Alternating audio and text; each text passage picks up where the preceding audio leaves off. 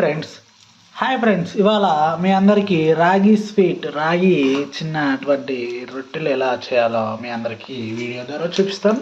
చూడండి. ముందుగా బెల్లం పాకం చేసుకోవాలి. బెల్లాన్ని ఈ విధంగా కరిగించేసి బెల్లం పాకం చేసుకోవాలి. అదేవిధంగా ఒక బౌల్లో మిల్క్ని తీసుకోవాలి. అదేవిధంగా ఈ విధంగా రాగి పిండిని తీసుకోవాలి. ఈ విధంగా మూడింటిని మిక్స్ చేసుకోవాలి. ఆ తర్వాత ప్యాన్ పెట్టేసి ప్యాన్ మీద గీ పూసేసి ఈ విధంగా చిన్న రొట్టెలాగా ప్యాన్ మీద చేసుకోవాలి. ఏమి టేస్టీ రొట్టె.